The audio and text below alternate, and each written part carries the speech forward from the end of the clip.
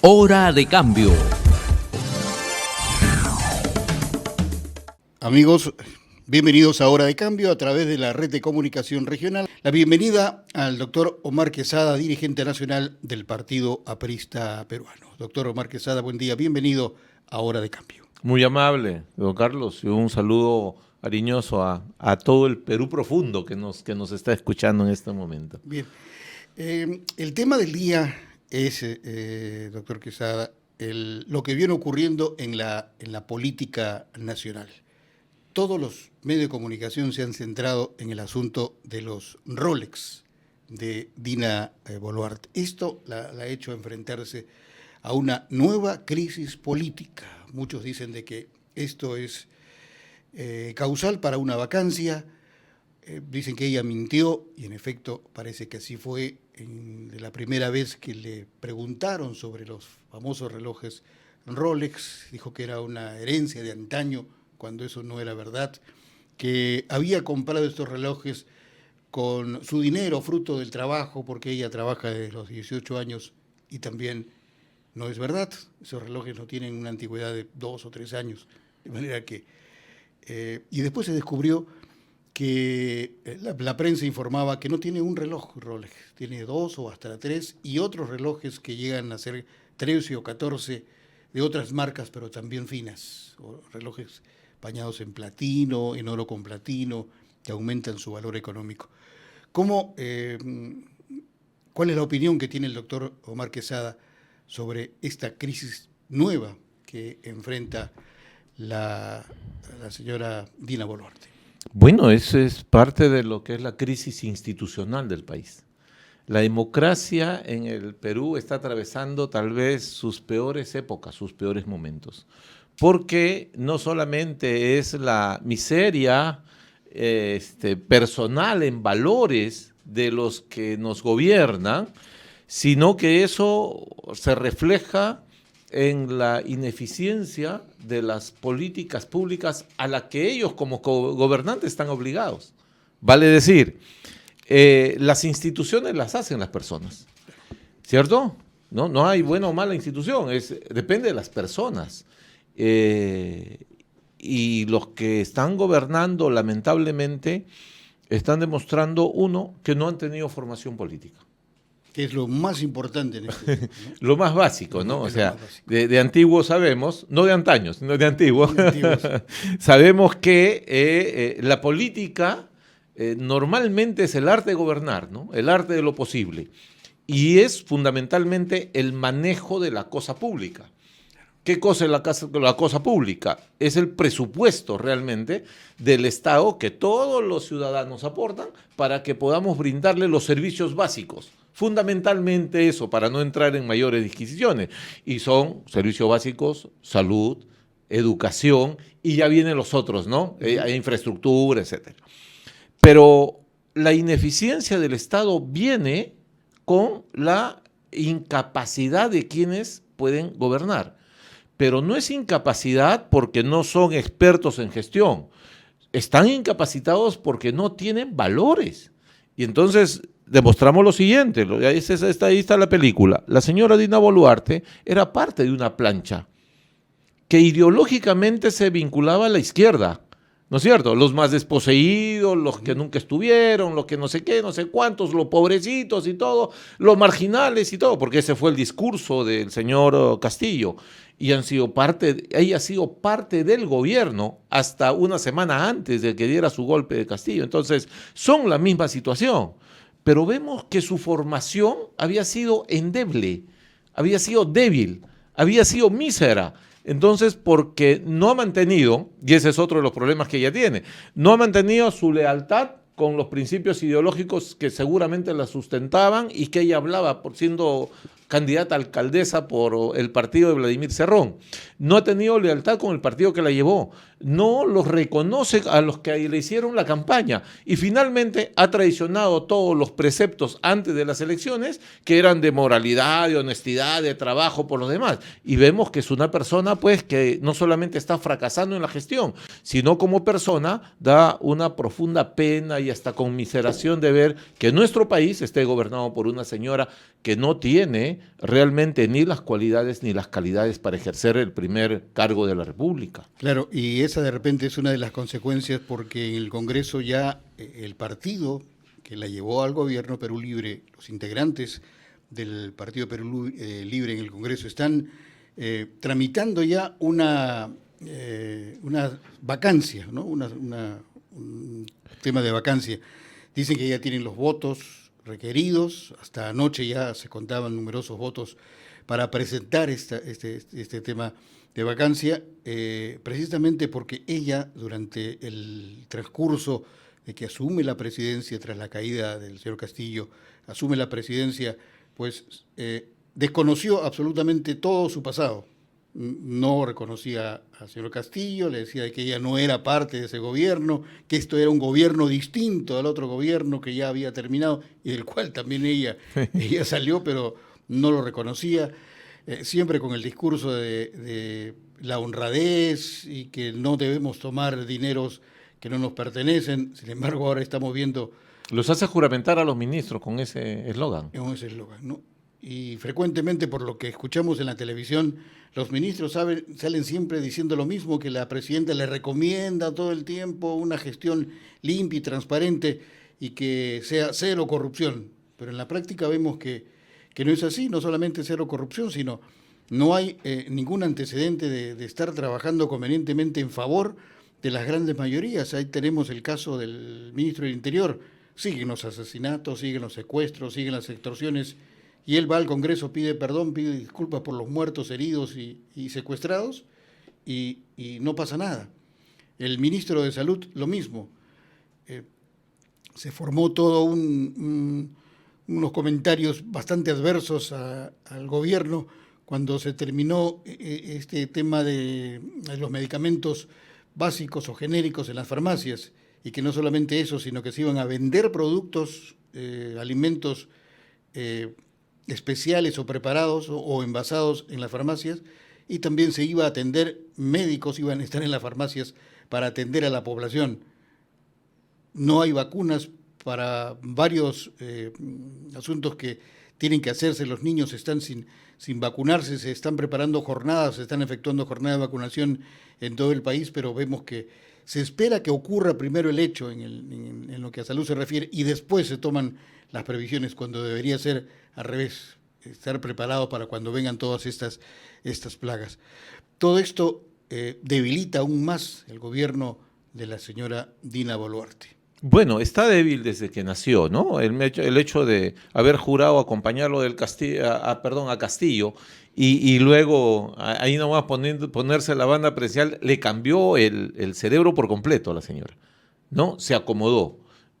Está demostrando que mucha de la gente, lamentablemente de izquierda, o que se dice de izquierda, no tiene la formación, ni tiene los valores, ni tiene la consistencia ideológica y de lucha que deberían mantener, ¿no es cierto? Para empezar, primero, pero luego, ¿qué cosa es lo que estamos viendo? Usted me dice una vacancia, don Carlos, seguramente la van a presentar, y en otros tiempos, el hecho mismo de mentir públicamente al país sobre el origen de los roles, ella dijo que ahí sí, ¿no? Que era de antaño. Antaño se supone de otros tiempos, antiguo, del abuelo, una cosa similar. De la abuelita. Antaño no es antes de ayer, antaño no es el año pasado. Antaño es si vamos al concepto mismo, para empezar. Luego, no ha tenido, por lo que se sabe, sin entrar en temas ya personales, no es una persona de muchos recursos, digamos, ¿no? Entonces, eso se presta a la sospecha, ¿no? Y lo peor de todo es lo que usted dice, ¿no? La sobonería insultante de aquellos que desean mantener sus puestos. Para empezar, primero, los ministros. ¿Es acaso difícil que un ministro le diga, oiga señora, explique a la nación, usted es la primera mandataria del país, explique? No hay nadie que le pueda decir, tienen miedo a perder el puesto. Pero lo más grave es también el Congreso. El Congreso puede hacer la pantomima, de llamarla incluso para que se defienda a la vacancia, y yo creo que no la van a vacar, porque esos congresistas han demostrado desde el comienzo estar atornillados en el cargo hasta el 2026. No les interesa para nada, a ninguno de ellos, salvando algunas excepciones, no les interesa para nada el destino del país. hasta el año pasado. Ahora, gracias a la empresa privada y los microempresarios del país, estamos un poco mejorando la condición económica, pero aporte del Estado, ninguno. La inseguridad, 87%, o casi el 90% del país está inseguro. Hemos visto por la televisión cómo a los escolares ya los están, entre comillas, cogoteando. Y ella no se le mueve un pelo a la señora. Hemos visto en salud, se ha hecho patente los lobbies de los grandes laboratorios para impedir que la población tenga acceso a los genéricos, que es la misma, seguramente la misma pastilla o los mismos medicamentos sin la marca, que es lo que encarece. No hay, y lo sé por un familiar muy cercano mío, no hay medicamentos oncológicos en los hospitales, don Carlos. Es decir, ¿cómo uno puede sentirse que esta democracia nos va a servir cuando vemos un fracaso permanente y que el gobierno va de tumbo en tumbo, de tumbo en tumbo? Y la señora, al parecer, le ha ganado la vanidad y le ha ganado la soberbia, porque no sé si ella piense en la anemia que ha crecido en estos últimos años, que ha crecido, habiendo invertido miles de millones de soles en el Estado peruano, cuando ella se pone o se calza un Rolex por vanidad y por soberbia. Entonces, estamos asistiendo a esa, si se quiere, miserable existencia de quienes quieren llegar al Estado y al gobierno, uno, sin tener la voluntad de servicio, que es lo básico en la política. Dos, sin la preparación necesaria. Y tres, sin importarles ni tener ninguna empatía por la población. Porque mientras nos estamos gastando millones y millones en el Panamericano, en buena hora el deporte, pero tú no puedes hacer deporte si estás mal comido, pues. Así es. ¿No es cierto? Tú no puedes hacer una fiesta en tu casa si falta para la olla. Tú no puedes comprarte vestidos ni ponerte un Rolex cuando los hospitales están con camas y con silla de ruedas los enfermos. No puedes hacerlo. Ese es un insulto para la población. Y entonces yo creo que hay que tener mucha paciencia, ¿no? Mucha paciencia para poder, primero, creo que prepararse los partidos políticos, porque lo que está en el Congreso es reflejo de lo que los partidos políticos han puesto y la población es la que ha elegido. Gran parte de la población no utiliza su voto preferencial, simplemente vota por el partido. Y el 97% del voto es emocional. Viene alguien que te dice alguna frase bonita o que te impacta, o en estos tiempos algún discurso extremista o de derecha o de izquierda, y a ese lo votan. Entonces, no hay mucha racionalidad en el voto, menos en el Perú, que somos puro corazón. Entonces, creo que es importante la formación en los partidos políticos, que vuelva a la esencia de tener una posición sobre cada uno de los temas que pueden haber y que se generen discusiones. Y lamentablemente, la formación de los líderes políticos estaba en las universidades, pero Fujimori destruyó todo eso, a tal punto que los que estudiaron ya con Fujimori tenían que firmar un papel, decir que no se metían en discusiones políticas ni nada, cuando la realidad, como decía el filósofo y político, no se inventa, se descubre, ¿no es cierto? Entonces, veamos que el Perú tiene, a pesar de todo eso, uno ve cuando se va a Gamarra y a comprarse un poco de ropa, se ve la gente cómo trabaja, que ve cómo se esfuerza. Y entonces ve a los chicos de los obreros, los constructores civiles que están ahí trabajando, ve a los pescadores y dice, oye, el Perú todavía tiene ganas de gente que es valiente. Yo vengo de Ayacucho y en Ayacucho veo a la gente campesina sembrando su palta, viendo cómo hacer negocio y no hay apoyo ni ayuda del Estado. Creo que hay que reflexionar sobre esos temas, más allá de las diferencias programáticas que uno tenga políticamente, ¿no? Sí, es preocupante porque, como bien dice el doctor Omar Quesada, en el Congreso simplemente es un reflejo de lo que se tiene políticamente en el país. Antes había respeto por los partidos políticos.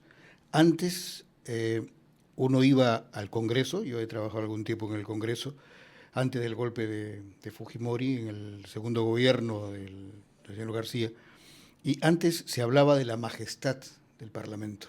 O sea, entrar al recinto parlamentario, a la sede del Congreso y entrar al hemiciclo era una cosa impresionante. Y cuando se reunía el Congreso de la República, es decir, el Senado y diputados, y uno escuchaba, por ejemplo, a un Luis Alberto Sánchez, no escuchaba el ruido de una mosca, por la forma en que hablaba, se dirigía, la forma que explicaba los temas y que convencía con su discurso, de repente sí o de repente no, pero era tal la oratoria de este tipo de personajes políticos, no solamente el APRA, en Acción Popular también había muy buenos, en el Partido Popular Cristiano, en el PPC también habían buenos. Y en la izquierda también. Y en la izquierda también, sin dejar de lado a la izquierda, había muy buenos oradores. Pero ahora entra usted al Congreso y parece que estuviera entrando salvando las distancias, entrando pues a cualquier lugar, a un lugar sin eco, no llama la atención, no invita al Congreso por su majestad, no invita a visitarlo, a conversar con políticos, porque uno casi no tiene nada que aprender de los políticos de ahora. ¿Qué pensaría el señor Belaúnde Terry si se entera de que ahora los niños son unos sinvergüenzas que están allí en el Congreso y que día a día se conocen más del accionar de estas personas, que mochan sueldos, que le quitan la protección? Hay mujeres embarazadas que trabajan con uno de estos congresistas y no le interesó nada, hay que pedirle el dinero porque así dice la regla interna que tenemos, que mocharle el sueldo. Y no pasa nada, lo mandan a la Comisión de Ética y ahí queda el tema. Se le sanciona 120 días y ahí queda la situación. Verdaderamente estamos en un país que no tiene conciencia política. Pero, ¿qué hacer para formarla, para recuperar lo que había antes? Se está trabajando en eso en los partidos políticos, en el partido aprista se está trabajando en los jóvenes para volver a tener esa fuerza de antes. Bueno, mi partido, felizmente, hemos pasado todos estos sacudones, todos estos sacudones y hemos pasado el jalón de orejas que nos ha dado la población, ¿no? Porque después de ser un gobierno exitoso, ya a la luz de tantos años, ¿no? de Alan García, que encaminó al país, se hicieron las más grandes obras, se dejó un país, si se quiere, y la inercia le llegó hasta Humala, pues, ¿no? Que Humala no sabía ni dónde estaba parado realmente, pero por lo menos ayudó el tema en infraestructura y todo, pero mucha animadversión contra mi partido y contra el presidente Alan García hizo que la población también nos diera un jalón de orejas. Hemos pasado toda esta época, yo les digo a mis compañeros, hemos pasado pues, la larga travesía, pues, ¿no? La larga travesía de poder sufrir todo eso, pero aún así se ha estado trabajando, todos los comités están trabajando, estamos celebrando este año los 100 años de la entrega de la bandera indoamericana, ¿no? Que era el grito unionista de Haya de la Torre contra el imperialismo norteamericano. Él decía, ¿no? Y Estados Unidos del norte están los Estados Unidos del sur. Ellos necesitan tanto de nuestra tecnología, nosotros necesitamos tanto de su tecnología como ellos necesitan de nuestros recursos, y entonces necesitamos un Estado que pueda discutir de igual a igual con ellos. A nosotros nos falta la tecnología para poder avanzar. Un hombre que entregó con ese acto simbólico y dio inicio a, reconocido incluso por las enciclopedias, como el primer partido de masas y de cuadros en Latinoamérica, ¿no es cierto? Y que ha tenido reflejo en muchos partidos en Latinoamérica, porque ese rompimiento en el Perú con la antigua oligarquía, el Estado oligárquico, muere con la presencia de un partido de masas como el del APRA. La costumbre nos ha llevado a que los chicos se sigan preparando. Y yo puedo decir con mucha tranquilidad de que hay futuro todavía en el partido.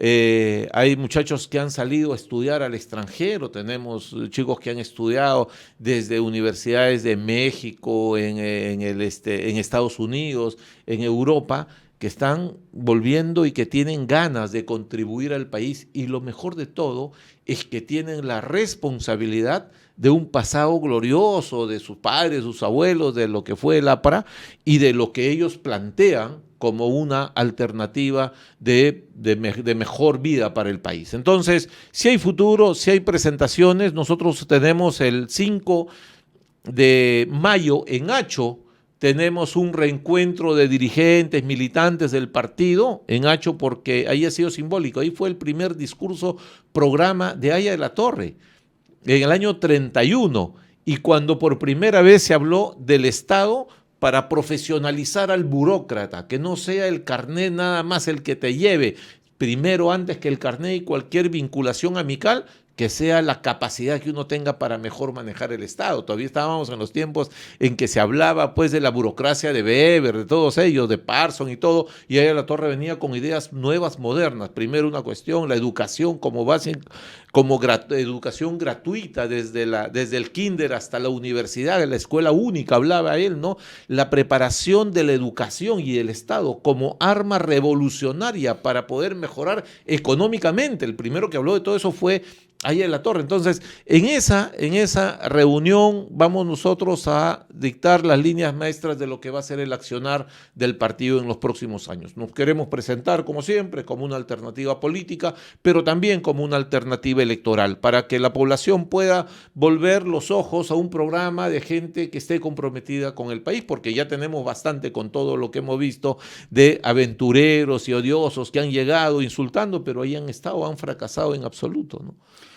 Importante lo que se está trabajando entonces en los partidos políticos. Todavía no tenemos la información de cómo están trabajando los otros partidos políticos y vamos a tener seguramente entrevistas y los vamos a traer aquí a RCR a otros representantes de otros partidos políticos para conocer qué se está haciendo al interior de sus partidos para formar nuevos cuadros y para tener nuevos políticos con conciencia, pues políticos que hayan jóvenes, pero políticos que hayan que conozcan la historia del Perú, que conozcan cómo cambiar todo esto que por ahora nos están dejando este Congreso que no tiene ningún porcentaje positivo de aprobación entre la población. Y lo más preocupante de esto es lo que se acaba de aprobar hace unas semanas, la bicameralidad, que no sería raro, o a nosotros nos agrada que haya bicameralidad, pero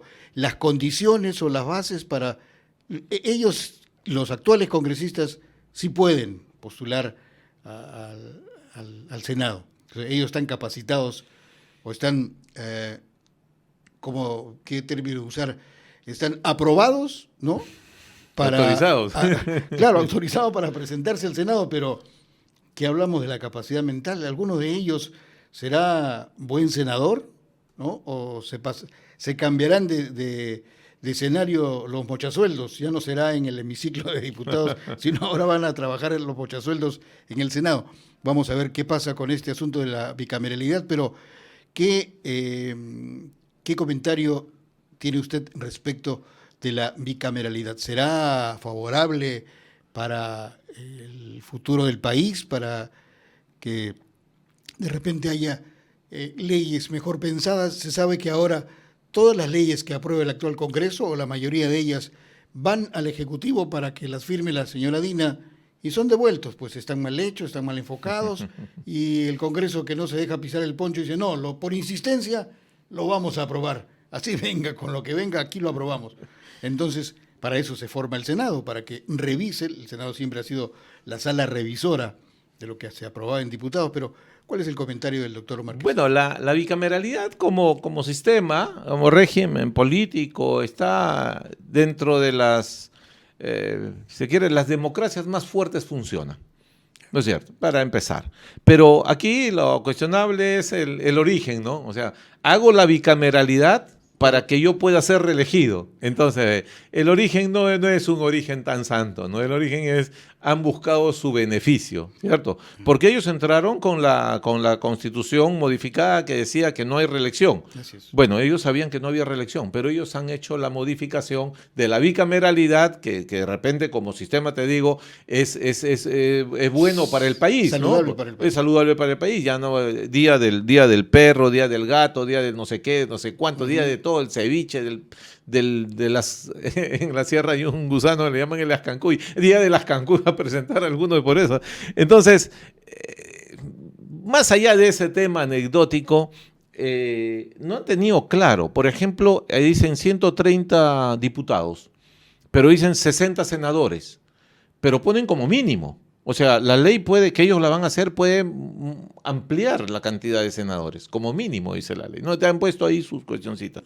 Y dicen, de ellos han querido copiar a los Estados Unidos, ¿no? Donde hay un senador por cada estado, o 2 senadores por cada estado. Acá dicen, por lo menos un senador por cada región. Entonces ya no son 60 los senadores que se van a elegir a nivel nacional, sino serían 60 menos los 24 departamentos, más lo que ellos puedan crear, se supone. Pero ojalá que el país pueda entender el mensaje que esta gente nos está dando, ¿no? El mensaje negativo de no volver a creer en personas que no tienen atrás una idea, un pensamiento o lo que quieren hacer.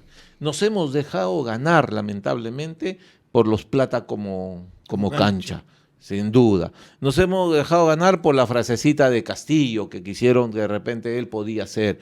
Y no hay mucha, si se quiere, no hay mucha esperanza si seguimos así. Vamos a ir de tumbo en tumbo. Creo que para eso es menester que los partidos políticos salgan a discutir, salgan a argumentar. Porque uno ve, como dice, se ríe don Carlos de decir, ves en el Parlamento gente que habla de reforma de Constitución cuando no han leído ni siquiera la tapa de la Constitución. Y uno ve gente que va a leer lo que alguien otro les haya dicho y lo que ha hecho y votan así. Por ahí han pasado, creo, un video donde hay un fulano que está marcándole hasta la votación a la gente. No hay parangón de un Congreso absolutamente desprestigiado como el que estamos.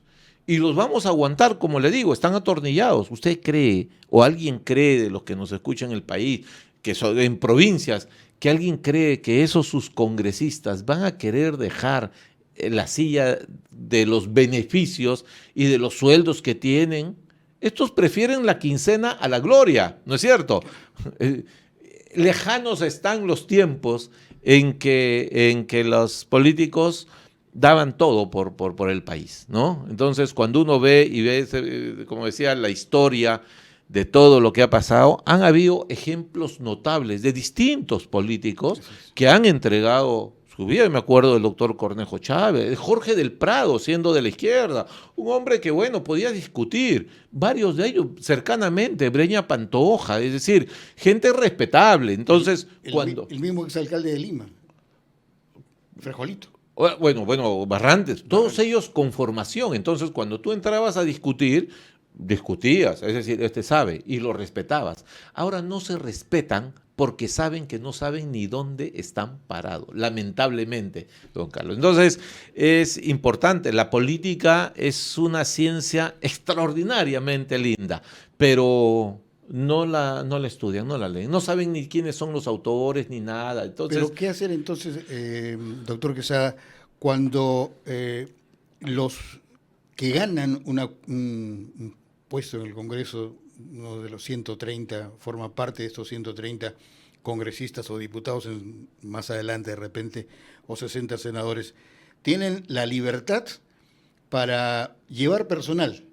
Entonces, esto es negativo porque juntan a mucha gente para que los apoye, ¿no?, durante la campaña, y la gente lo apoya sabiendo de que como no hay trabajo, si este señor gana por mi apoyo, ¿no?, voy a ir y voy a reclamarle un puesto. No sé hacer nada, absolutamente nada. No sé ni para qué estoy sentado en una oficina en el Congreso, pero estoy ganando mi plata, voy a estar fijo aquí 5 años, tranquilamente.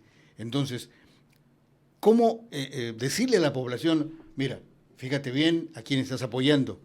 Tu voto es, tu apoyo es con el voto, No porque vayas a una marcha, ni alces una bandera, o hagas sonar pitos o tambores. Lo que están buscando la población de repente es que este señor gane, ¿no? Y que después yo pueda ir al Congreso. Aquí estoy, yo te apoyé en la campaña, yo te cargué. Sí, mire, ha salido la información que en los últimos 3 años, el Congreso ha aumentado en 40% la cantidad de personal. Entonces, se está dando el caso como lo han denunciado en la Argentina, ¿no? Que cada uno tenía cerca de 40 trabajadores. ¿Cómo es posible eso en un país tan pobre como el nuestro y que estamos pasando una crisis tremenda? Hay cosas que se deben reformar, creo, y el partido lo está proponiendo. Por ejemplo, no debe haber inmunidad parlamentaria. Es decir, oye, si tú has cometido como el otro, como una violación a una secretaria porque te aprovechaste el carguito, adentro pues, fuera de acá. Es decir, no debe haber la inmunidad parlamentaria, porque la inmunidad servía, o decían que servía, cuando venía pues una dictadura y entonces por temas políticos te perseguían. Ahora lo persiguen por temas, por delitos comunes, eso del mochasueldo. ¿Quién usted se le ocurre que Ramiro Prieral le iba a mochar el sueldo a sus trabajadores cuando también, además los sueldos eran pequeñísimos? No se entra por el sueldo. Cuando entran por el sueldo no se quieren desprender de eso. ¿Qué es lo que ocurre ahora? ¿Qué es lo que ocurre? Pero ocurre no solamente en lo que es el Parlamento. Falta revisar el trabajo de la Contraloría. En el gobierno de mi partido, nosotros hicimos de que los informes de la Contraloría sean prueba preconstituida. Es decir, que no haya discusión y se encontrabas una falla y todo de frente a la denuncia. Han modificado todas las normas que la Contraloría tiene millones y millones, ha contratado mucha gente, pero igual siguen cometiéndose los delitos en los funcionarios públicos de municipalidades y gobiernos regionales. Recordamos que hace un tiempo el contralor Nelson Chac salió una denuncia porque tenía una empresa familiar con uno de sus hijos que importaba autos, ¿no? Y él decía, ¿cómo? Si es una empresa familiar, puedo importar todos los autos que yo quiera, 14 o 15 autos, o 18 autos, o 20 autos, para la venta. Pero sin ir muy lejos, aquí nomás, el que fue primer ministro del señor Castillo, el doctor Torres, ¿cierto? Sus hijos fueron beneficiados con todo lo que se gastó en lo de la pandemia y no sé qué otras cosas, ¿no? Salvador del Solar con sus primos eran los dueños de todos los hospitales que se gastaron millones y millones. Es decir, hemos entrado pues a un tema de desvergüenza, ¿no? No hay. ¿Se podrá corregir todo eso? Yo creo que sí se puede corregir. La población que nos está escuchando confían en RCR. Decir, oye, aquí vengan y traigan a los políticos a ver qué cosa es lo que eres, qué cosa es lo que has sido, qué cosa es lo que piensas hacer. Y también trabajar con algo concreto para la población. No vengas a engañarnos, no hagas demagogia, oye, sinvergüenza. Ustedes sí lo pueden decir. Estamos conversando con el doctor Omar Quesada, dirigente nacional del Partido Aprista Peruano. Ya entramos a la últimos minutos ya de Hora de Cambio, y no podía dejar de preguntarle por lo que está solicitando el Ministerio Público, acceder a parte de la información contenida en 2 celulares incautados al expresidente Alan García. Los equipos móviles fueron confiscados durante un allanamiento en la vivienda del exdignatario en Miraflores el 17 de abril del año 2021, luego de su suicidio. ¿Qué comentario, qué opinión le merece esta directiva del Ministerio Público de querer acceder a parte de la información contenida en estos 2 celulares del expresidente Alan García? Mire, la ley dice claramente que con la muerte de la persona cesan todos los actos que puedan incluso investigarse sobre él, ¿no? Es decir, no hay consecuencias. No sigue un proceso, ¿no? Y lo que nosotros hemos visto lamentablemente, y eso más allá de la animadversión o la bronca o lo que puedan políticamente estar en contra del APRA y de Alan García, se ha visto desde el proceso, desde que él salió de presidente de la República, todo un aparato, toda una estrategia para desprestigiarlo, ¿no? El tema que lo llevó a la muerte. El Ministerio Público, don Carlos, yo lo he acompañado muchas veces al presidente Alan García, he tenido la suerte de trabajar con él desde que llegó, desde 2001, 18 años hasta el día de su muerte. Lo he acompañado varias veces al Ministerio Público. ¿Sabe lo tediosa que son esas declaraciones de 1 hora, 2 horas, preguntándote cosas a veces hasta irrelevantes, ¿no? ¿Sabes cuántas veces fue a esas citaciones del Ministerio Público? 50 veces, 51 veces. Imagínense. Y entonces hubo todo un tema de, primero, escuchar las conversaciones del presidente Alan García, saber él que sabían los enemigos de que él no iba a aceptar, siendo 2 veces presidente, que lo enmarroquen. Le habían preparado hasta un casacón de detenido para mostrarlo como un animal enjaulado a Alan García. Él prefirió la dignidad de la muerte. Nosotros lo entendemos. Nosotros que hemos sufrido persecuciones, cárceles y todo de dictaduras y que nunca le hemos tenido miedo. Si hay algo en el país que el APRA no ha tenido miedo, ha sido las dictaduras. A todas nos hemos enfrentado. Pero ya han habido 2. El señor, se le puede decir el señor, ¿no? Este tipo, Nava, y el otro Atala, que acusaron a Alan García, y esto quiero subrayarlo, acusaron o denunciaron o hablaron de Alan García de que habría recibido algún beneficio de Odebrecht, primero, después de su muerte.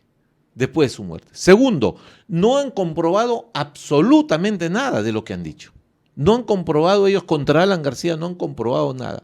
Tercero, ¿cuándo hacen esa declaración contra el presidente Alan García? Cuando el Ministerio Público, no sé, alguna fuerza extra proceso, cambian de abogado. ¿Y sabe quién es el abogado de Nava?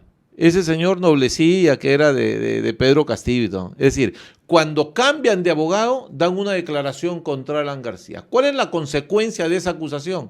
De que estos delincuentes, que hay declaraciones de ellos mismos que han recibido dinero, del hijo de Nava diciendo de que el Odebrecht le daba plata a Nava, no dijo nunca de Alan García. Cuando hay acusaciones serias, están paseándose por Lima, señor.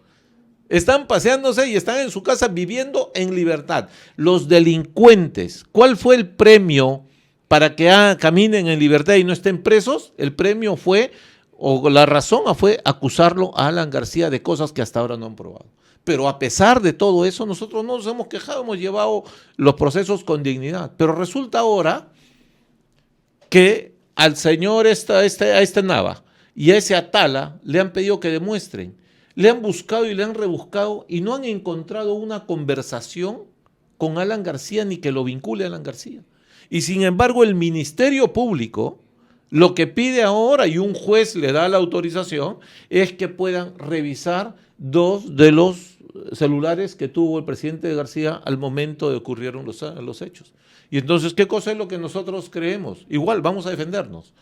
Se ha pedido de que esta decisión se revise, porque no hay precedente de perseguir tanto a una persona en el país ni en otras partes del mundo, pero además de eso, con todas las filtraciones que han habido del Ministerio Público, don Carlos, ¿usted cree que solamente ellos van a buscar las conversaciones que ha tenido con Nava o con Atala?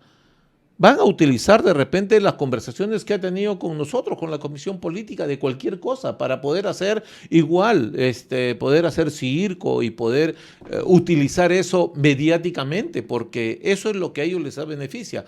No se olvide que mucha gente en el país ha hecho carrera política en base al odio, a la revancha y a la sindicación sin tener ninguna prueba en contrario. Hoy el diario Expreso titula en primera lo que acaba de decir el doctor Quesada. Quieren circo, es lo que titula hoy el diario Expreso en primera plana. La Fiscalía y el Poder Judicial con celulares del difunto Alan García. Quieren seguir con este tema cuando la ley dice que cuando ya no está el implicado, pues se termina. Porque hay un tema de dignidad, de respeto a la persona y a la memoria. Mientras estuvo, ese es el fracaso de los adversarios, nunca le pudieron demostrar absolutamente nada. Nunca. inventaron inclusive hasta pruebas. Pero ahí estamos, nosotros no nos quejamos, nosotros estamos curados del susto y del espanto desde hace mucho tiempo y aquí estamos. Peleamos contra el terrorismo y no le tuvimos miedo a Sendero y nuestro partido sufrió 1.500 muertes. Y aquí estamos, valientes, para dar la cara por la democracia y por el país. Pero igual los vamos a confrontar. Y cualquier esfuerzo que hagan los violentistas, acá nos encontrarán, como dicen algunos de los jóvenes, sin polo para defender al país. Ese es el APRA. Y creo que este año que celebramos el centenario, el mejor homenaje es a todos aquellos que sin pedir nada a cambio se hicieron apristas y mantuvieron la fe hasta el final. Hemos tenido fusilamientos de apristas, hemos tenido persecuciones terribles. Y mire usted, si hay alguien a quien hay que recordar es Manuel Arévalo, un obrero cañavelero del Valle del Chicama, que lo trajeron, le hicieron la misma oferta que a Nava y Atala. Denuncia a Aya de la Torre de que él está metido para matar al presidente. Y él dijo jamás, porque eso no es cierto. Y lo mataron como si fuera un animal. En su memoria, los apristas nos juntamos en la Cruz de Arévalo y en su memoria seguiremos trabajando y luchando por el país. Doctor Omar Quesada, dirigente nacional del Partido Aprista Perón, estuvo con nosotros esta mañana aquí en Hora de Cambio. Muchas gracias y hasta cualquier momento. Muchas gracias, don Carlos, muy amable. Hora de Cambio.